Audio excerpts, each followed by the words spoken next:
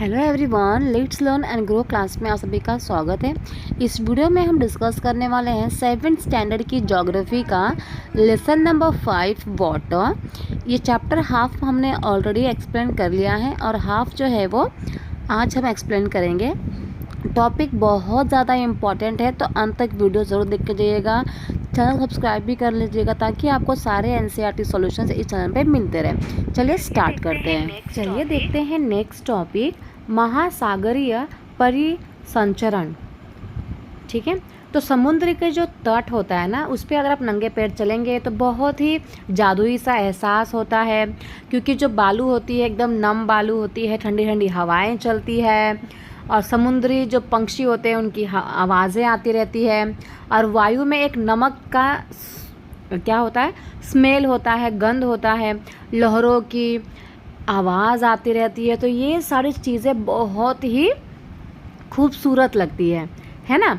तो अगर हम बात करें ताल और झील की, तो ये जो है ना, इनका जो जल होता है वो बहुत ज़्यादा शांत होता है। पर उसके विपरीत अगर हम महासागर की बात करें या फिर सागर की बात करें, तो इनका जो पानी होता है वो हमेशा गतिमान रहता है, मतलब हमेशा उसमें मूवमेंट होती रहती है। ये बिल्कुल भी शांत नहीं रहता है, पानियों में हमेशा उथल पुथल होती रहती है ना।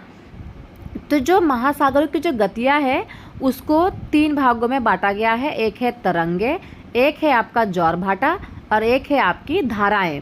ठीक है, तो ये तीनों के बारे में हम समझेंगे।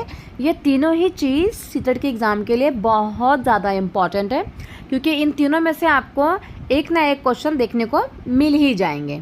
ठीक है, कभी कभी ये क्वेश्चन आपको ईवीएस में देखने को मिलता है कि विश्व का जल दिवस कब मनाया जाता है, तो 22 मार्च को मनाया जाता है।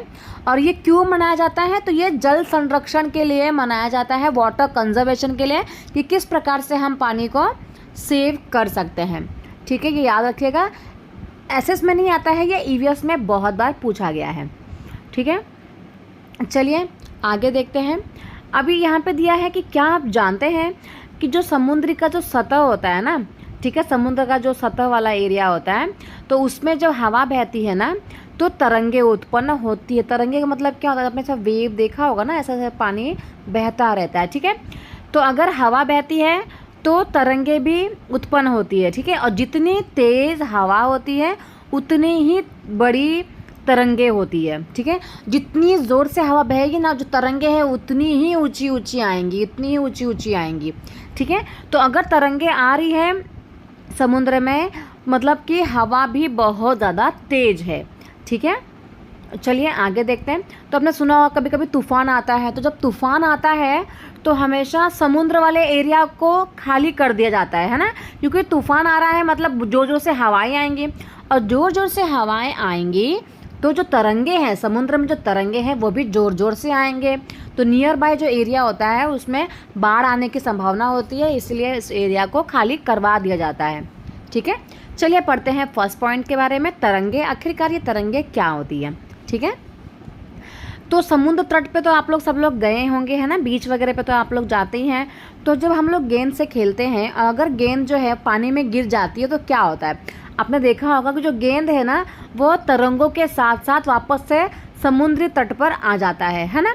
क्योंकि कोई भी सामान अगर आप पानी में फेंकोगे, समुद्र में फेंकोगे, तो वो वापस से उनके वेव के साथ, तरंगे के साथ किनारे पर आ ही जाती है ना। तो जो महासागर की जो सतह होती है ना, उस पे जो है ना हमेशा जल उठता रहता है और गिरता रहता है। जैसे कि ये समुद्र है, ठीक है, दूसरा कोई कलर ले ले तो दिख ही नहीं रहा। ठीक है, ये समुद्र है, समझ लीजिए, ग्रीन कलर का हमारा समुद्र है, पानी है। तो उसके ऊपर जल जो है ना हमेशा उठेगा गिर जाएगा, फिर उठेगा गिर जाएगा, फिर उठेगा गिर जाएगा, फिर उठेगा गिर जाएगा। तो ये उठता और गिरता रहता है ना, उसी को क्या कहते हैं, तरंगे। आप लोग ने वेव्स को देखे ही होंगे, है ना, ऐसे ऐसे करके जाती है, शांत हो जाती है, फिर उठेंगी, फिर गिर के गिर जाएंगी, फिर उठेंगी, थोड़ा चलेंगी, फिर गिर जाएंगी, फिर उठेंगी, चलेंगी, गिर जाएगी। इसको ही क्या कहा जाता है, तरंगे कहा जाता है। ठीक है, चलिए आगे देखते हैं। तूफान में क्या होता है, जो हवा होती है वो बहुत तेज़ चलती है, जिसके वजह से बहुत बड़े बड़े तरंगे उत्पन्न हो जाती है, ठीक है। और कभी कभी इतने बड़ी मात्रा में तरंगे उत्पन्न होती है, इतनी बड़ी बड़ी तरंगे उत्पन्न हो जाती है कि ये बहुत ज़्यादा कैसा होता है, विनाश कारक हो जाता है। नियर बाई एरियाज़ में भूकंप, सुनामी वगैरह या बाढ़ वगैरह भी आ जाती हैं, ठीक है। देखो, भूकंप, ज्वालामुखी और जल के नीचे जो भूस्खलन होता है, मोस्टली उसके कारण क्या होता है, जो महासागर का जो पानी होता है ना, वो अत्यधिक विस्थापित हो जाता है, ठीक है। अगर भूकंप आया तो भी क्या होता है, समुद्र में हलचल होने लग जाती है। जो ज्वालामुखी भी ज़मीन के अंदर से ही होता है, तो ज़मीन के अंदर से होने के वजह से समुद्र, जो महासागर का जो जल है, उसमें क्या होता है, विस्थापन होता है, जिसके वजह से क्या होता है, जो ज्वालामुखी जो तरंगे हैं वो बहुत ज़ोर ज़ोर से उठती हैं, ठीक है। तो जब 15 मीटर तक की ऊंचाई वाली जो विशाल ज्वारीय तरंगे उठती है ना, उसे क्या कहा जाता है, सुनामी कहा जाता है। तो मोस्टली जो सुनामी जो आती है, उसके पीछे का कारण क्या है, भूकंप। अगर भूकंप आया है तो भी सुनामी आएगी, अगर कहीं पर ज्वालामुखी फटा है तो भी सुनामी आएगी, और अगर ज़मीन, जल जो है, क्योंकि पानी जो है उसके नीचे भी ज़मीन तो होती ही है ना, पानी है ये, तो उसके नीचे ज़मीन तो होती है। तो कभी कभी क्या होती है, यही ज़मीन जो है ना, वो यहाँ से खसक जाती है। खसकने के वजह से बहुत मात्रा में क्या होता है, पानी जो है एक ही जगह पर बहने लग जाता है, ठीक है। और एक ही जगह पे पानी जो है फ्लो होने लग जाता है, जिसके वजह से सुनामी आती है। तो उस टाइम पे जो समुद्र की जो लहरें होती हैं वो 15 मीटर की ऊंचाई तक होती हैं, ठीक है, उसी को सुनामी कहते हैं। चलिए, अब तक का सबसे जो विशाल सुनामी जो मापा गया है वो 150 मीटर मापा गया है, ठीक है। और ये जो तरंगे थी, जो उसकी जो वेव्स थी ना, वो 700 किलोमीटर प्रति घंटे की गति से चल रही थी, ठीक है। 1 घंटे में कितना, 700 किलोमीटर। अब मतलब कि अनुमान लगा सकता है कितना बड़े उनकी तरंगे होंगी कि 1 घंटे में वो 700 किलोमीटर तक फास्ट चल रही थी, है ना। 2004 में आपने सुना ही होगा, सुनामी आया था। तो भारत के जो तटीय क्षेत्र हैं उसमें बहुत ज़्यादा क्या हुआ था, विनाश हुआ था। और सबसे ज़्यादा अगर देखोगे तो अंडमान और निकोबार का जो द्वीप समूह है ना, उसमें एक इंदिरा पॉइंट है जो कि पूर्ण रूप से डूब गया था, ठीक है। तो चलिए देखते हैं एक एग्जाम्पल, यहाँ पे सुनामी का एक एग्जाम्पल दिया है, ठीक है, जो कि 26 दिसंबर 2004 को आई थी। कहाँ पर आई थी, हिंद महासागर में सुनामी तरंगों के कारण क्या हुआ था, अत्यधिक विनाश हुआ था, ठीक है। हिंद महासागर कहाँ पर है आपको पता ही है, इंडियन ओशन, ठीक है। तो ये किसके वजह से हुआ था, ये भूकंप का परिणाम था, ठीक है। तो भूकंप आया था कहाँ पर, सुमात्रा जो है एक प्लेस का नाम है, वहाँ पर क्या आया था, भूकंप आया था। और जिसका भूकंप की जो रिक्टर स्केल है वो कितनी मापी गई थी, 9.0 मापी गई थी, ठीक है। उसमें क्या हुआ था कि भारतीय प्लेट है वो बर्मा प्लेट के नीचे धंस गई थी, ठीक है, जिसके वजह से समुद्र का जो तल है, समुद्र का जो नीचे वाला एरिया है, ठीक है, हिस्सा है, उसमें क्या होने लगा, अचानक से गति उत्पन्न हो गई और इस कारण से भूकंप आया था, ठीक है। महासागरीय तल लगभग 10 से 20 मीटर तक विस्थापित हो गया और नीचे की दिशा में झुक गया, ठीक है।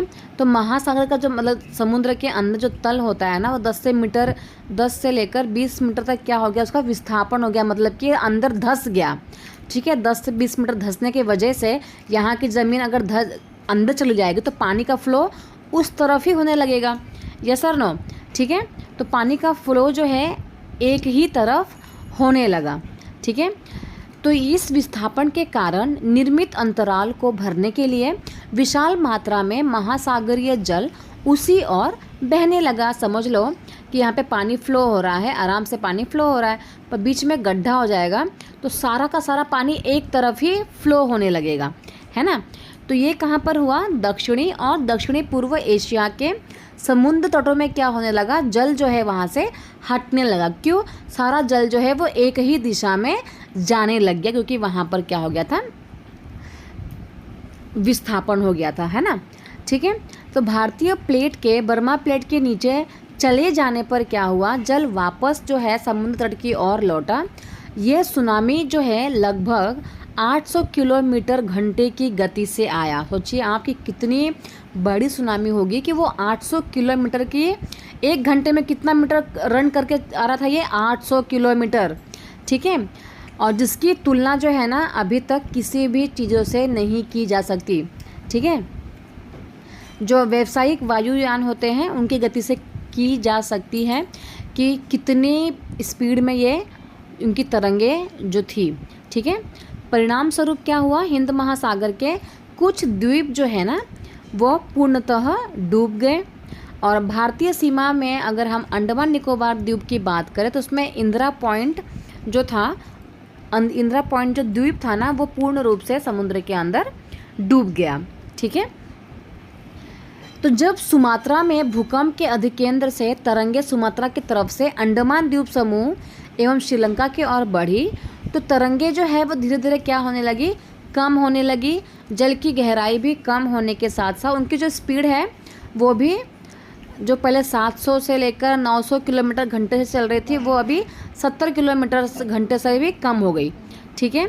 पर समुद्र तट से सुनामी तरंगे जो है 3 किलोमीटर तक की गहराई तक फैल गई, ठीक है। जिसके वजह से 10,000 से ज़्यादा लोगों की क्या हो गई थी, मृत्यु हो गई थी। 1 लाख से ज़्यादा जो घर थे वो प्रभावित हुए।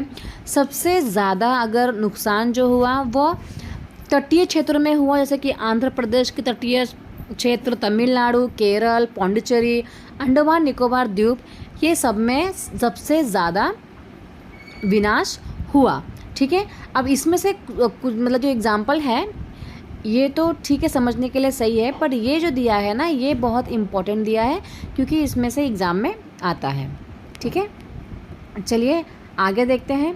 तो पहले के जो भूकंप होते हैं ना, पहले से क्या करते हैं, भूकंप का हम लोग अनुमान नहीं लगा सकते, ठीक है। जो जानवर होते हैं वो कुछ हद तक अंदाज़ा लगा सकते हैं कि भूकंप आने वाला है, कि सुनामी आने वाला है, क्योंकि उनका जो बिहेवियर होता है वो काफ़ी हद तक चेंज हो जाता है, ठीक है। पर जो सुनामी होती है ना, अगर बड़ी सुनामी है तो उनके जो संकेत होते हैं वो 3 घंटे पहले मिल सकते हैं। तो अगर हम लोगों को पहले से पता हो कि यहाँ पे सुनामी आने वाली है या फिर तूफान आने वाला है तो हम काफ़ी हद तक क्या कर सकते हैं, जो घटनाएं हैं उनको रोक सकते हैं, है ना। तो जो प्रशांत महासागर है ना उसमें प्राथमिक चेतावनी की ऐसी प्रणालियाँ क्रियाशील है, मतलब ऐसी चीज़ें यहाँ पर प्रशांत महासागर में है कि अगर सुनामी आने वाला है तो पहले से इंडिकेशन मिल जाता है, ठीक है। पर हिंद महासागर में ऐसी कोई भी सुविधाएं नहीं थी जिसकी वजह से इतनी बड़ा हादसा हमारे यहाँ पे हो गया, ठीक है।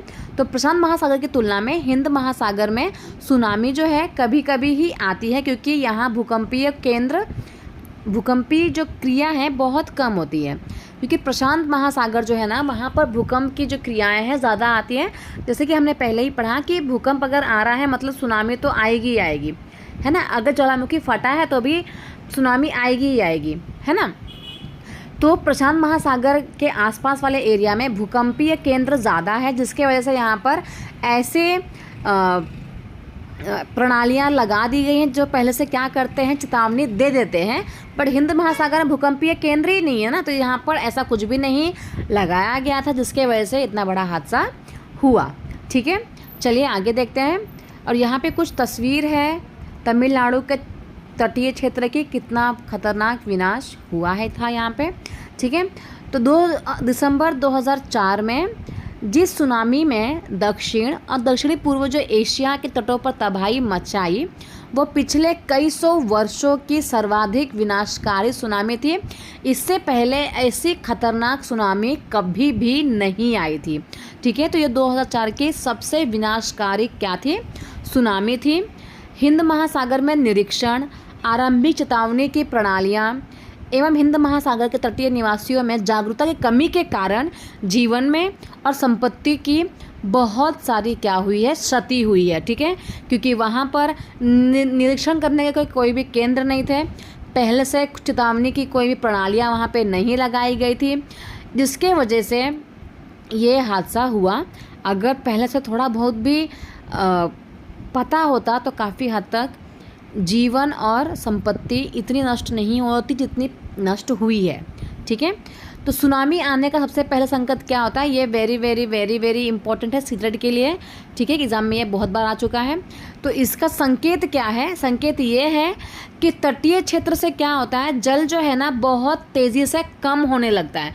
अगर ये आपका तटीय क्षेत्र है, ठीक है, और ये अपना आपका समुद्र वाला एरिया है, तो समुद्र क्या करता है, अपने पानी को पूरा का पूरा पीछे लेके चला जाता है, बहुत दूर लेके चला जाएगा। तो तटीय क्षेत्र से जो जल होता है वो बहुत तेज़ी से कम होने लग जाता है, ठीक है, और उसके बाद विनाशकारी तरंगे उठने लगती है। समझ में आ रहा है आप लोगों को। तो जब ऐसा हुआ था ना, क्योंकि लोगों को तो मालूम था ही नहीं कि यहाँ पर सुनामी आने वाली है, ठीक है, तो जब ऐसा हुआ, जब समुद्र ने क्या किया, अपने सारे पानी को कम कर दिया, सारे पानी को पीछे लेके चला गया, तो लोग जो है ना ऊंचे स्थान पर ना जाकर उस अचंभे को देखने के लिए वो तटीय क्षेत्र पर एकत्रित होने लगे कि भाई ये क्या एक अजूबा सा काम हो रहा है यहाँ पर, ठीक है, कि पानी जो है अपने आप इतना कैसे कम हो सकता है, पूरा पानी जा कहाँ रहा है, ठीक है। तो बहुत मात्रा में भीड़ इकट्ठा हो गई वहाँ पर, और उसके बाद अचानक से क्या होने लगा, विशाल तरंगे आने लगी, और जिसके वजह से बहुत ज़्यादा दर्शकों की वहाँ पर क्या हो गई, मृत्यु हो गई। तो ये सुनामी का संकेत होता है, ये एग्ज़ाम में बहुत बार आया है, तो अच्छे से उसको पढ़ लीजिएगा, ठीक है। देखते हैं नेक्स्ट पॉइंट, ये भी बहुत ज़्यादा इंपॉर्टेंट है और इसमें से भी सीटेट में क्वेश्चन देखने को मिलते हैं, ठीक है। तो हमने तरंगे के बारे में पढ़ लिया, अब हम पढ़ेंगे जौर और भाटा के बारे में कि ये दोनों क्या होते हैं, ठीक है। क्योंकि आपने नाम तो बहुत सुना होगा, है ना, जौर और भाटा आते हैं, बट इसके पीछे का रीज़न क्या है, क्यों ये आते हैं, ये रीज़न हम लोग इस वीडियो में जानेंगे, ठीक है। तो आपने अगर समुद्र के किनारे अगर आप गए होंगे तो दिन में 2 बार क्या होता है, नियम से, ठीक है, नियम से जो महासागर होता है उसका जो जल होता है वो उठता और गिरता रहता है, ठीक है। दिन में 2 बार ऐसा होता है, सुबह और शाम, मोस्टली 4 बजे के आसपास ना क्या होता है, जल ऐसा धाराएँ आएंगी फिर गिर जाएंगी, फिर ऐसे धाराएँ आएंगी गिर जाएंगी। तो मोस्टली शाम के समय पे लोग जो होते हैं वो समुद्र के किनारे जाना पसंद करते हैं, क्योंकि उस टाइम पे जल धाराएँ जो होती हैं वो उठती और गिरती रहती हैं, ठीक है। इसको ही क्या कहा जाता है, जौर भाटा कहा जाता है, ठीक है। देखिए, पर जब सर्वाधिक ऊंचाई तक उठकर जल जो होता है अपने तट के बड़े हिस्से को क्या करता है, डुबो देता है। जैसे कि ये आपका तटीय क्षेत्र है, यहाँ पर बच्चे ना खेलते हैं, बैट बॉल वगैरह खेलते हैं, लोग यहाँ पे टहलते वहलते हैं, ठीक है, ठीक है, ये वाला तटीय क्षेत्र है आपका। अब जल क्या करेगा, उठेगा और तटीय क्षेत्र के जो मोस्टली जो हिस्से होते हैं उसको डुबो देगा, ठीक है, इसको भी पूरा डुबो देगा, इसको भी डुबो देगा। तो लोग जो होते हैं उस टाइम पे तटीय क्षेत्र में नहीं होते हैं, बहुत दूर खड़े होते हैं, ठीक है, देखने के लिए बहुत दूर खड़े होते हैं। जैसे कि रिवर फ्रंट अभी समुद्र के किनारे बना दिए गए हैं ताकि लोग वहाँ से देख सकें, है ना। तो वहाँ पे लिखा भी रहता है कि आज पूर्णिमा है या फिर आज अमावस्या है, तो आज जौर भाटा का दिन है, तो आप समुद्र के पास मत आइएगा, ऐसा लिखा भी रहता है, वहाँ पे अलर्ट भी दिया रहता है, ठीक है। तो कभी कभी क्या होता है कि जो समुद्र का जो जल है ना वो बहुत ऊंचाई तक उठता है और तटीय क्षेत्र में जाकर तटीय क्षेत्र के मोस्टली हिस्से को क्या करता है, डुबो देता है। इसको कहा जाता है जौर। क्या कहते हैं, जौर, ठीक है। जौर में क्या होगा, तटीय क्षेत्र पूरा आपका डूब जाएगा, ये हो गया आपका जौर, ठीक है। नेक्स्ट है, जब क्या होता है, जल अपने न्यूनतम स्तर तक आ जाता है और तट से ही पीछे चला जाता है, उसे भाटा कहा जाता है। जैसे कि अब ये आपका है तटीय क्षेत्र, ठीक है, लोग यहाँ पे मोस्टली खड़े होकर देखते हैं, खेलते हैं, कूदते हैं, टहलते रहते हैं। अब ये है आपका समुद्र, ठीक है, ये समुद्र है पूरा। अब क्या होता है कि जल जो है आराम से धीरे धीरे आ रहा है, तटीय क्षेत्र पे आ रहा है, वापस चला जा रहा है, फिर लहरें आ रही हैं, आराम से आ रही हैं, तटीय क्षेत्र को टच करके वापस चली जा रही हैं, फिर आ रही हैं, कभी कभी छोटी लहरें, कभी कभी थोड़ी सी बड़ी लहरें, तटीय क्षेत्र तक आती हैं और वापस चली जाती हैं, उसे कहा जाता है भाटा, ठीक है। तो जब भाटा होता है तब समुद्र की लहरें जो होती हैं बहुत शांत होती हैं, बहुत आराम से आती हैं, तटीय क्षेत्र पे टच करके चली जाती हैं। पर जब जौर होता है तो तटीय क्षेत्र को पूरा डुबो कर वो जाता है, तो उसको बोला जाता है जौर एंड भाटा। आई होप आपको दोनों समझ में आ गया होगा। अब ये दोनों आने के पीछे ना, ये जो हमारे सूर्य हैं, ये जो हमारे चंद्रमा है और ये जो हमारी पृथ्वी है, ये तीनों बहुत इम्पॉर्टेंट रोल प्ले करते हैं। आपने सुना ही होगा ना कि अरे वो सूर्य चंद्रमा के वजह से कुछ तो होता है इन लोगों में, इसलिए समुद्र की तरंगें आती हैं। ठीक है, अब हम देखते हैं कि भाई ये सूर्य चंद्रमा पृथ्वी का रिश्ता क्या है आखिरकार। ठीक है, देखिए, तो जो सूर्य है हमारा और जो चंद्रमा है, ये दोनों के पास क्या है भाई साहब, अपने अपने गुरुत्वाकर्षण बल है। ठीक है, दोनों में क्या है, दोनों में ग्रेविटी होने के वजह से पृथ्वी के सतह पर ज्वार और भाटा आते हैं। ठीक है, अब कैसे आते हैं, तो जब पृथ्वी का जल जो होता है चंद्रमा के निकट होता है, ठीक है, और उस समय पर चंद्रमा के गुरुत्वाकर्षण बल से जल जो होता है वो आकर्षित होता है, जिसके कारण उच्च ज्वार आते हैं। और ये उच्च ज्वार कब देखने को मिलेंगे आपको, पूर्णिमा और अमावस्या के दिन देखने को मिलेंगे।